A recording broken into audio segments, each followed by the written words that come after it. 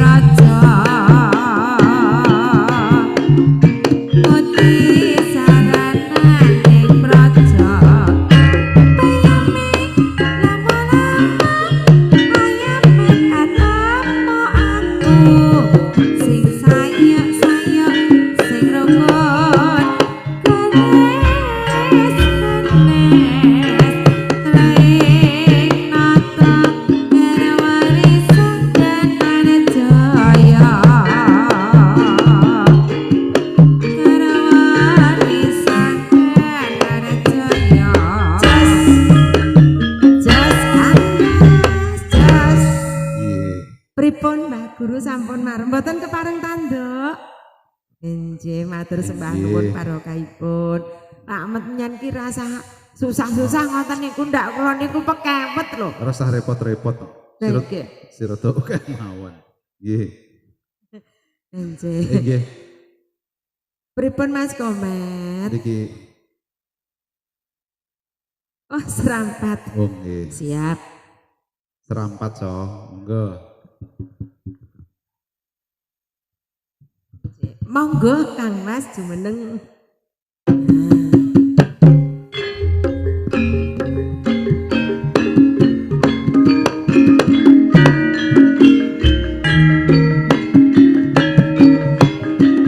Mbah Guru monggo serampat.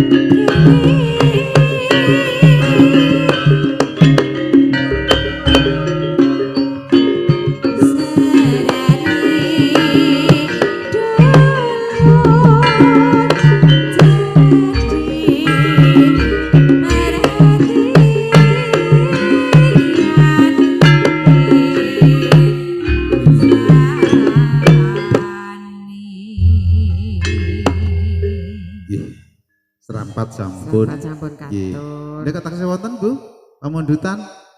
Jenengan jenengan mbok bilih penyen kepareng tanduk monggo matur kemawon.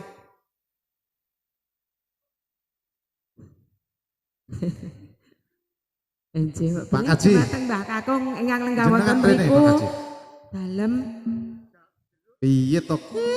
Oh, nggih siap. Rujak jeruk, Mas.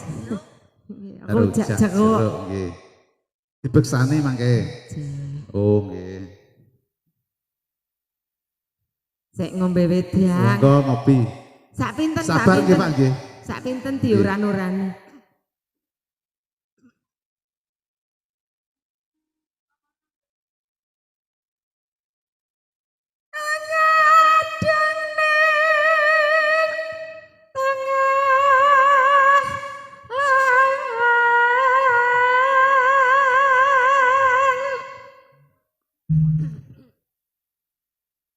Lambene kula pas mboten kok.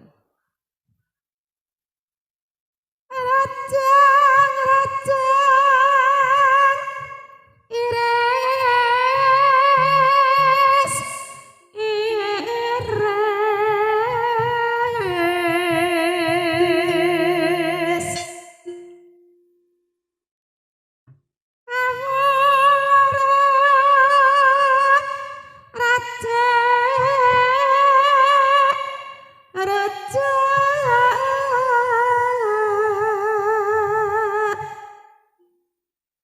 Mbah Komlo, WA kula wau mlebu napa mboten? Oh nggih. Tan kendatan saja cawes.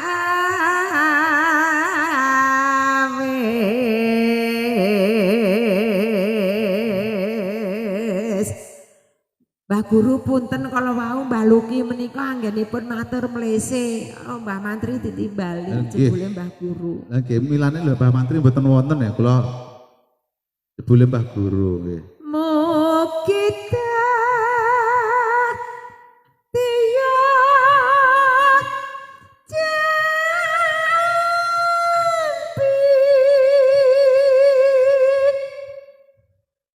raja iki nejar jaro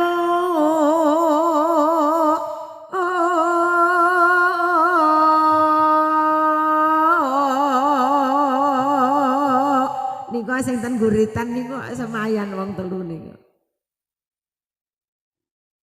ning layah lambah-lambah kula Jawa Lombok rawit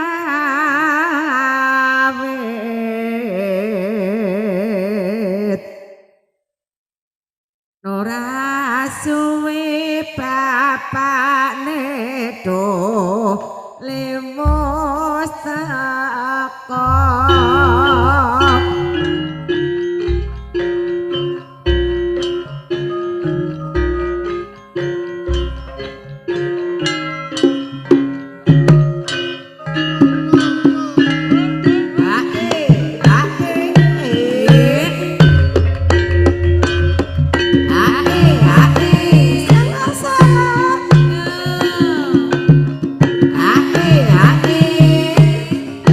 Yeah.